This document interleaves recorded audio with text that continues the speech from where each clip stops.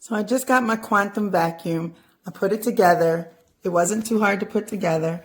Only thing is, I don't really know I don't know if you can see it really good, but there's some kind of hooks right here. Not really sure what this is for. When you read the directions, it tells you don't try to suck anything out of the drain, because if the gas, if you suck out gas, it could cause an explosion. That was a little terrifying.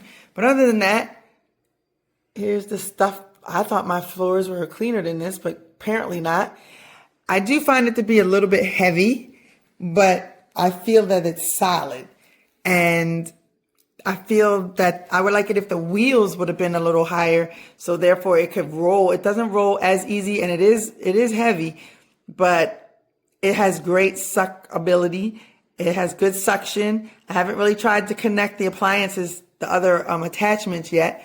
And I do see that the scent that they say comes, the scent you can put in there, you have to order that separately.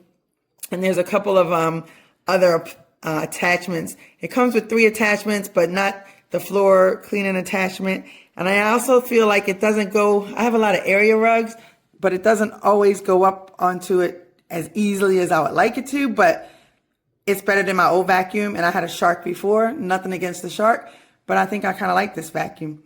Let me know how you feel. Hope this helped you. Now to empty this baby.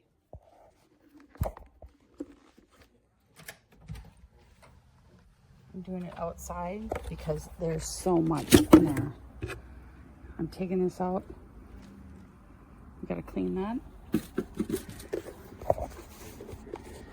This is all the hair that has been missed. I'm putting it outside. This is gross.